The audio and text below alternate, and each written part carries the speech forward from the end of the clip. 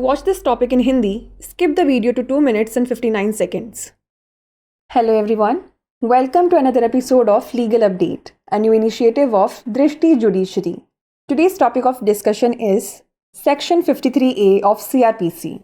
First, let us see why is it in the news. Recently, the Calcutta High Court ruled in Sanjay Biswas versus the state that using Section 53A of the Criminal Procedure Code 1973 to fill up gaps in the prosecution's case violates Article 21 of the Constitution of India 1950.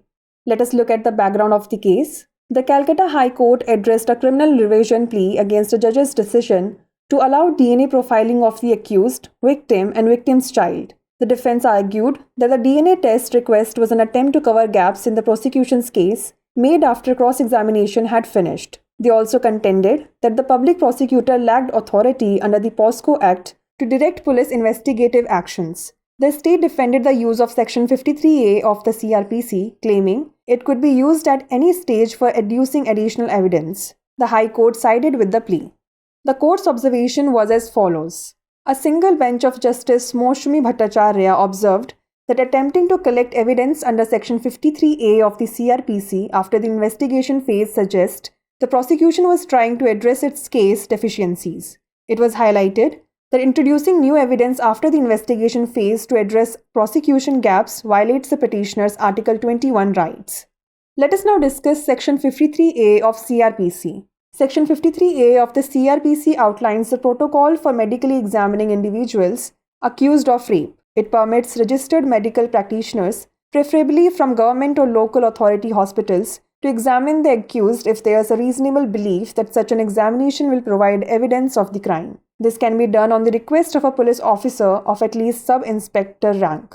The examination should result in a report detailing the accused name, address, age, any injuries, and DNA material collected for profiling, among other significant details. It mandates that a medical practitioner's report be sent to the investigating officer, who then forwards it to the magistrate. Section 53A of the CRPC serves as a guideline for police procedures after an arrest. However, this section does not grant courts the authority to order examinations under it once the investigation phase concludes with the charges being framed. Before we wrap up, here's a question for you. What does Section 53A of the CRPC specifically deal with? The rights of the accused during trial, the free trial of the accused, the procedure for witness protection, or the medical examination of individuals accused of rape or attempted rape? Send the answer to this question in the comment section. Like, share and subscribe for more such content. नमस्कार, दृष्टि judiciary की नई पहल legal update programme में आपका स्वागत है। आज हमारी चर्चा का विषय है CRPC की धारा 53A। सबसे पहले जान लेते हैं यह चर्चा में क्यों है।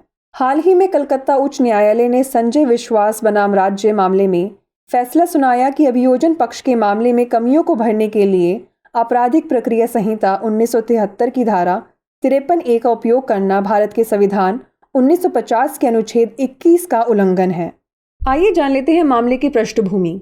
कलकत्ता उच्च न्यायालय ने आरोपी, पीड़ित और पीड़ित के बच्चे की DNA प्रोफाइलिंग की अनुमति देने के न्यायाधीश के फैसले के खिलाफ एक आपराधिक पुनरीक्षण याचिका को संबोधित किया। बचाव पक्ष ने तर्क दिया कि DNA परीक्षण अनुरोध अभियोजन पक्ष के मामले में कमियों को कवर करने का एक प्रयास था, जो जिरह समाप्त होने के बाद किया गया था।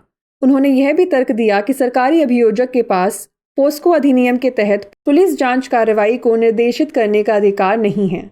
राज्य ने CRPC की धारा 53A के इस्तेमाल का बचाव करते हुए दावा किया कि इसका इस्तेमाल अतिरिक्त सबूत जोड़ने के लिए किसी भी स्तर पर किया जा सकता है। न्यायालय के अवलोकन की बात करें तो न्यायमूर्ति मौसमी भट्टाचार्य की एकल पीठ ने कहा कि जांच चरण के बाद CRPC की धारा 53A के तहत सबूत इकट्ठा करने का प्रयास यह बताता है कि अभियोजन पक्ष अपने मामले की कमियों को दूर करने की कोशिश कर रहा है। इस बात पर भी प्रकाश डाला गया कि अभियोजन अंतराल को संबोधित करने के लिए जांच चरण के बाद नए साक्ष्य पेश करना याचिकाकर्ता के अनुच्छेद 21 अधिकारों का उल्लंघन है। चलिए जान लेते हैं CRPC की धारा 53A के बारे में। CRPC की धारा 53A बलात्कार के आरोपी व्यक्तियों की चिकित्सीय जांच के लिए प्रोटोकॉल की रूपरेखा बताती है। यह पंजीकृत चिकित्सकों को सरकारी या स्थानीय प्राधिकारी अस्पतालों से आरोपी की जांच करने की अनुमति देती है यदि उचित विश्वास है कि ऐसी परीक्षा अपराध का सबूत प्रदान करेगी। ऐसा कम से कम उप निरीक्षक रैंक के पुलिस अधिकारी के अनुरोध पर किया जा सकता है। जांच के परिणाम स्वरूप एक रिपोर्ट आनी चाहिए जिसमें आरोपी का नाम, पता, उम्र, किसी भी चोट और प्रोफाइलिंग के लिए एकत्र की गई डीएनए सामग्री सहित अन्य महत्वपूर्ण विवरण शामिल हों। यह अनिवार्य करता है कि एक मेडिकल प्रैक्टिशनर की रिपोर्ट जांच अधिकारी को भेजी जाए, जो इसे मजिस्ट्रेट को भेजता है। सीआरपीसी की धारा 53A गिरफ्तारी के बाद पुलिस प्रक्रियाओं के लिए एक दिशा निर्देश के रूप में कार्य करती है। हालांकि यह धारा अदालतों को आरोप तय करने के साथ जांच चरण समाप्त होने के बाद इसके तहत परीक्षाओं का आदेश देने का अधिकार नहीं देती है। आइए नोट कर लेते हैं अभ्यास प्रश्न। सीआरपीसी की धारा 53A विशेष रूप से किससे संबंधित है? मुकदमे के दौरान अभियुक्त के अधिकार, अभियुक्त का निःशुल्क परीक्षण, गवाह सुरक्षा की प्रक्रिया या बलात्कार के प्रयास के आरोपी व्यक्तियों की चिकित्सीय जांच। इसका उत्तर हमें कमेंट सेक्शन में ज़रूर भेजिएगा। ऐसी ही और वीडियोस देखने के लिए लाइक, शेयर और सब्सक्राइब करना ना भूलें। धन्यवाद।